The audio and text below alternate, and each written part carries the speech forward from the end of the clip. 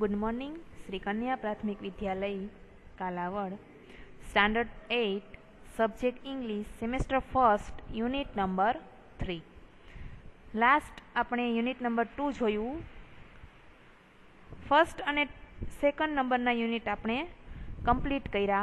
हवे अपने जोवानुं छे यूनिट नंबर 3। यूनिट नंबर 3 नुं नेम छे what were you doing. What were you doing एटले शुं थाय, तमे शुं करी रह्या हता। तो अहींया तमने एक पिक्चर देखाय छे, शेनुं छे, एक मोटुं एक चकडोळ छे। तो तमने आ पिक्चर उपरथी ख्याल आवे के तमने क्यांनुं पूछेलुं छे, मेळामां तमे शुं करी रह्या हता, तमे मेळामां शुं कर्युं। तो एवुं तमे आमां जोई शको छो।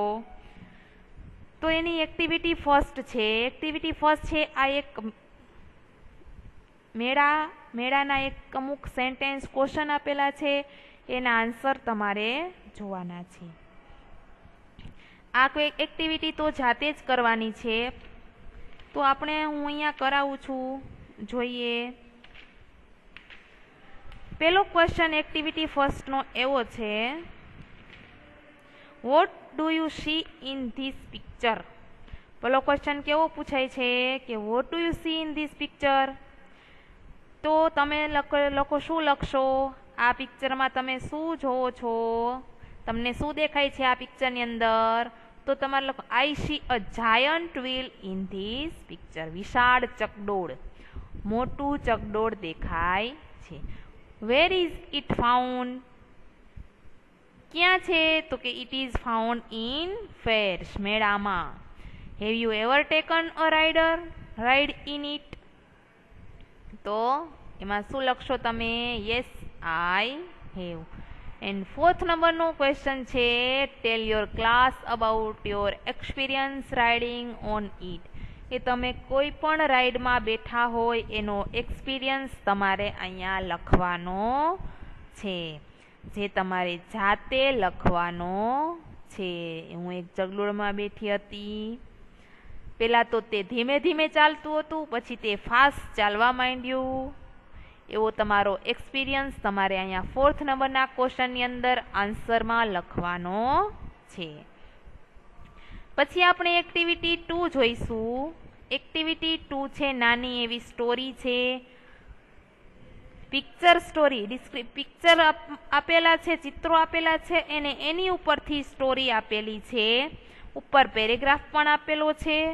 पेरेग्राफ मांथी अलग अलग सेंटेन्स का अलग पाड़ीने स्टोरी में लखवाना छे।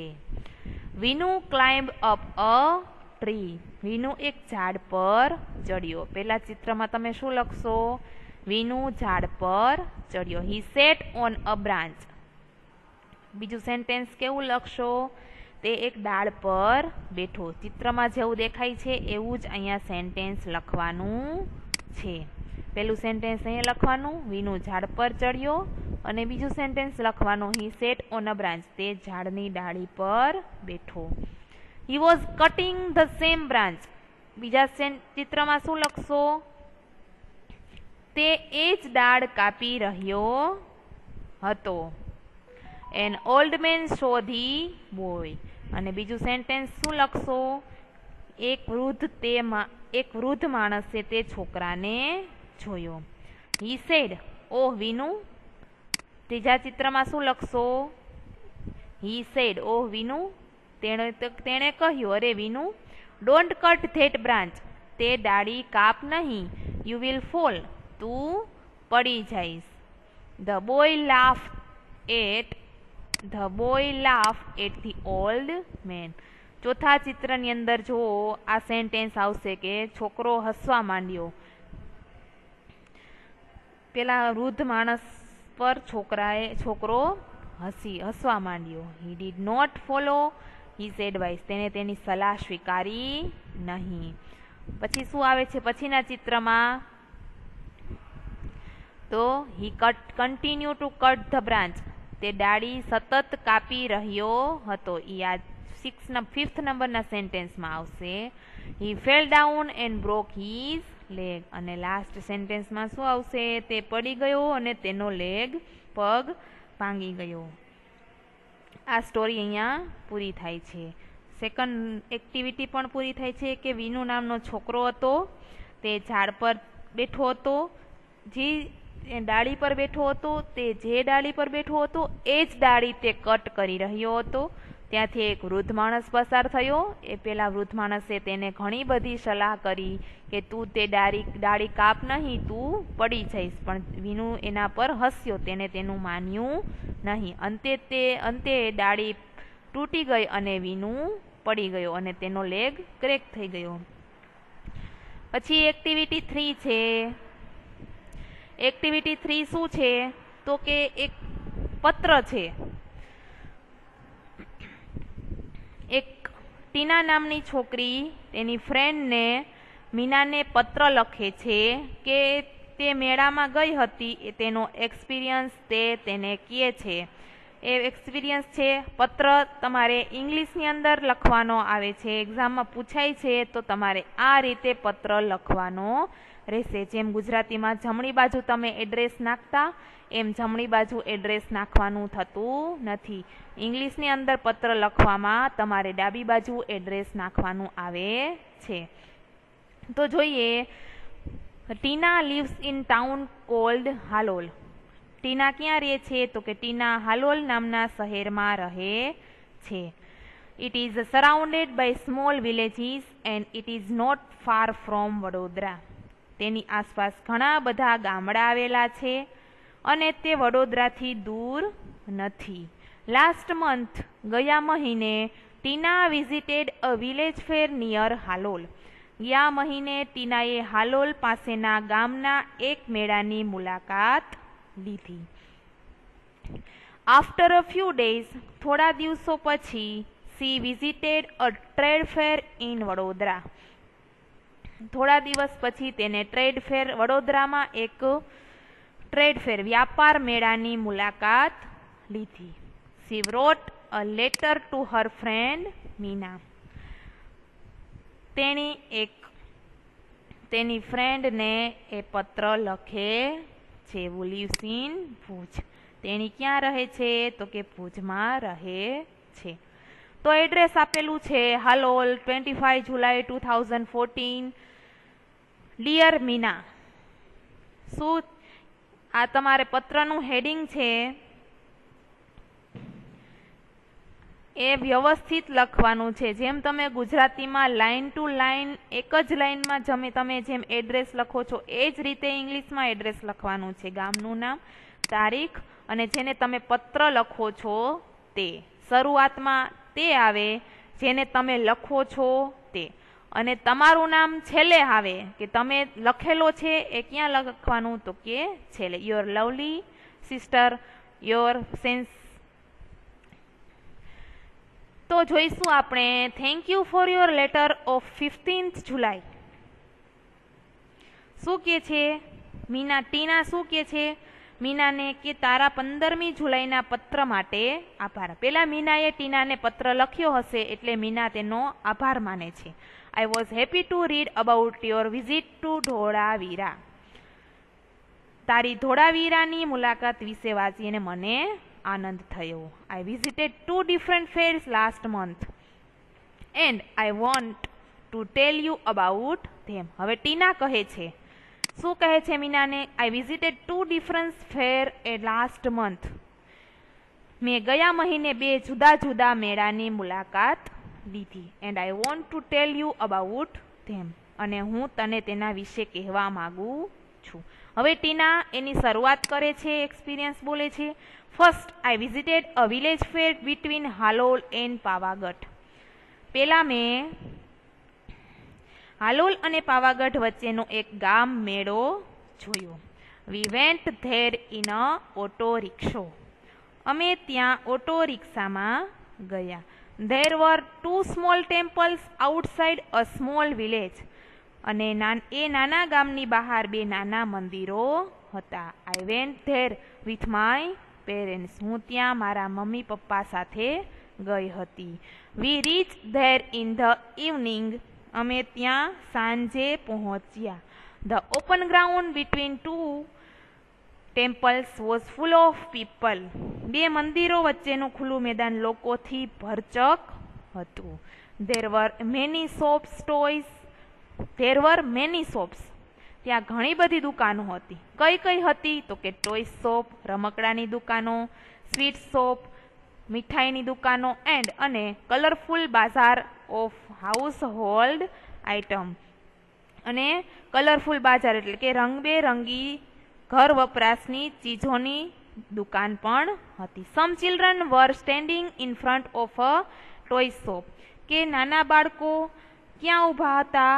તો કે કેટલાક બાળકો રમકડાની દુકાન સામે ઊભા હતા. They were looking at a small plane. તેઓ એક નાનું વિમાન જોઈ રહ્યા હતા. The shopkeeper was showing them the plane. દુકાનદાર તેઓને પ્લેન બતાવી રહ્યો હતો. The children laughed with joy and chirped loudly. બાળકો આનંદપૂર્વક હસ્યા અને મોટેથી તાળીઓ પાડી.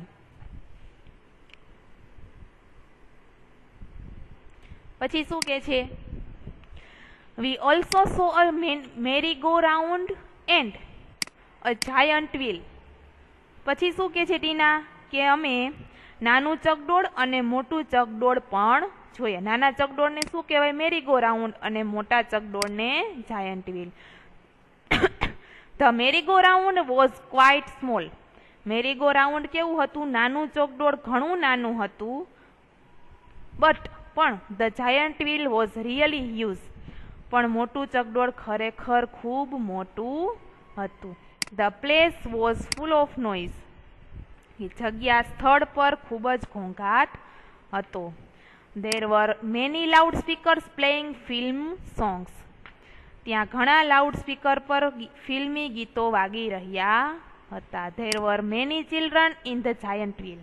મોટા ચકડોળ પર ઘણા બાળકો હતા. They var shouting in excitement. તેઓ ઉત્તેજિત થઈને બૂમો પાડી રહ્યા હતા. વી શો અ જગલર ટુ. અમે જાદુગર પણ જોયો. He was playing with 5 balls and was keeping all of them in the air.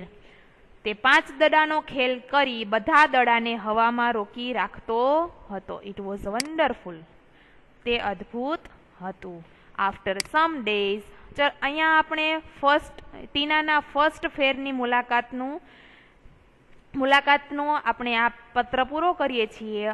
પછીનો પેરેગ્રાફ જ્યાંથી શરૂ થાય છે આફ્ટર અ સમ ડેઝ, ત્યાંથી ટીનાના ટ્રેડ ફેરની મુલાકાતનો લેટર શરૂ થાય છે. આફ્ટર અ સમ ડેઝ, થોડા દિવસ પછી, we visited a trade fair in Vadodara. અમે વડોદરામાં વ્યાપાર મેળાની મુલાકાત લીધી. It was a school trip. તે શાળાનો પ્રવાસ હતો. We went there on a Sunday. અમે ત્યાં રવિવારે ગયા. We went by a bus. અમે ત્યાં બસમાં ગયા. There was no entry fee. ત્યાં પ્રવેશ ફી ન હતી. The whole ground was full of large stalls. આખું મેદાન વિશાળ દુકાનોથી ભરેલું હતું. There were many stalls of electronic goods like TV, VCR and music system. અહીં ઇલેક્ટ્રોનિક સામાન જેવા કે ટીવી, VCR અને મ્યુઝિક સિસ્ટમ વગેરેના દુકાનો હતી. The girls on the counter were well dressed. Counter પરની છોકરીઓ સારા પોશાકમાં હતી. They were answering the question of visitor with a smile. તેઓ મુલાકાતીઓને પ્રશ્નોના ઉત્તરો સ્મિત આપતા આપતા આપી રહી હતી.